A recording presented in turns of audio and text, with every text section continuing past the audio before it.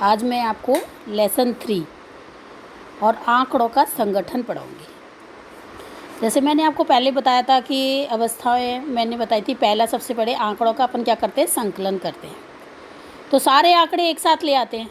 आपको पता है ना क्या कि जब अपन जनगणना करने जाते हैं तो उसके अंतर्गत क्या किया जाता है कि उसमें मैंने बताया था एक परफॉर्मा तैयार करते हैं। उस परफॉर्मा के अंतर्गत पहले मुखिया का नाम, परिवार में सदस्यों की संख्या, पुरुषों की संख्या, महिलाओं की संख्या, रोजगार, साक्षरता, सबको एक साथ ले आते हैं। फिर बाद में उनको क्या करते हैं, अपन वर्गीकृत करते हैं। बाद में क्या करते हैं, वर्गीकृत करते हैं। तो यानी कि एक तरह से जो आंकड़ों का संकलन होता है वो एक अवर्गीकृत आंकड़ों की तरह होता है। यानी कैसे, जैसे आपने देखा होगा एक कबाड़ी वाला आता है, कबाड़ी वाला कबाड़ में सारे जब ठेली पर लेता है उसमें प्लास्टिक भी ले लेता है सारी चीज़ें लेता है या नहीं लेता, उसमें लोहा, लंगर, कांच की बोतलें, वो सब लेता है, सबको एक साथ भर के ले जाता है। तो यह वर्गीकृत आंकड़े हैं।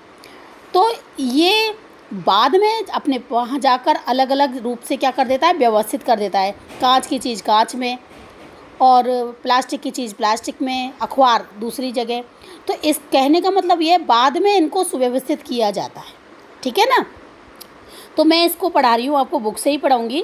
पिछले अध्याय में आपने पढ़ा आंकड़ों का संग्रहण कैसे करते हैं, साथ ही आप जनगणना का प्रतिचयन के बीच अंतर को भी जान चुके। इस अध्याय में आप ये सीखेंगे जो आंकड़े संग्रहित किए जाते हैं वो कैसे वर्गीकृत करें।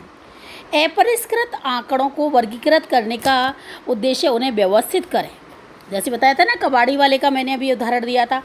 आसानी से आगे सांख्यिकीय विश्लेषण की योग्य बनाया जा सकता है। क्या आपने कभी स्थानीय कबाड़ी वाले या सामान खरीदने वाले को देखा है जिसे आपने पुराना अखबार, टूटे फूटे सामान, खाली कांच की बोतलें, प्लास्टिक आदि बेचते हैं और आपने इन चीज़ों को ख़रीदा है और बाद में बेच देते हैं ना। अब आप देखते हो ये सब क्यों खरीदे जाते हैं, क्योंकि इनका क्या होता है, पुनः चक्रण होता है, क्योंकि रिसाइकल होता है या नहीं होता। लेकिन अपनी दुकान में अधिक कबाड़ के इकट्ठे होने से उसे व्यापार चलाने में मुश्किल हो सकती है अगर वह इन्हें उचित ढंग से ना करे, क्योंकि बाद में वो रद्दी को अलग अलग चीज़ में व्यवस्थित करता है। प्लास्टिक की जगह है तो वर्गीकृत, कोई भी चीज़ आइटम लेना है तो वो तुरंत से उसको क्या करता है। जैसे अपना स्टोर है, स्टोर में आप जो किसी भी चीज़ को ढूंढने जाओगे तो बहुत टाइम लगेगा।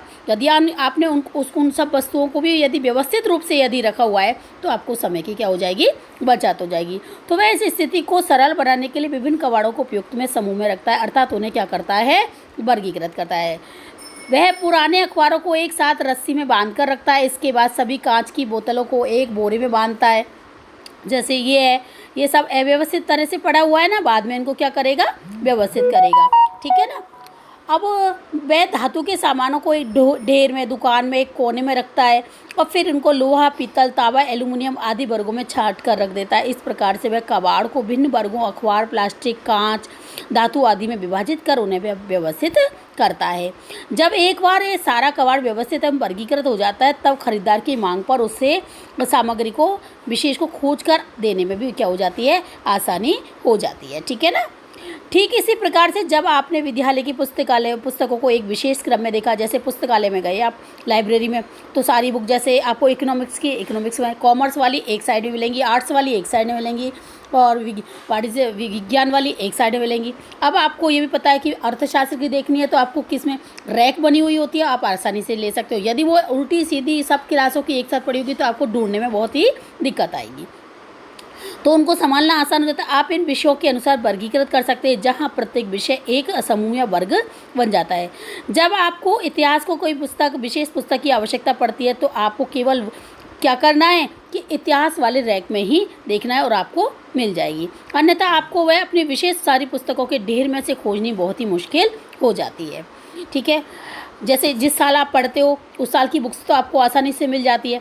यदि आपने पुरानी जितनी भी बुक्स हैं, यदि उनको अव्यवस्थित ढंग से रखा है तो ढूंढने में मुश्किल होगी। यदि आपको पता है ये मेरी 9th की रखी है, ये मैंने 10th की रखी है अलग अलग, तो आप तुरंत से जिस क्लास की देखना चाहोगे उसको आसानी से निकाल सकते हो।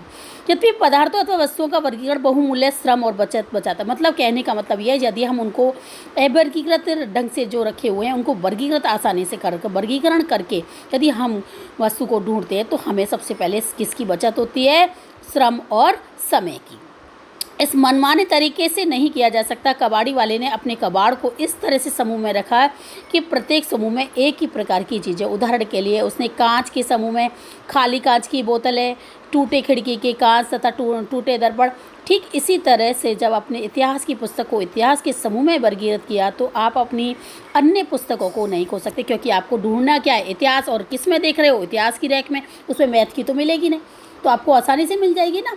तो अन्यथा समूह गठन का पूरा उद्देश्य ही निरर्थक हो जाएगा। इसलिए वर्गीकरण का तात्पर्य एक वस्तु को समूह या वर्गों में किसी खास आधार पर वर्गीकृत या व्यवस्थित करने से होता है। अब कल मैं आपको अवर्गीकृत आंकड़े पढ़ाऊंगी, ठीक है? ओके।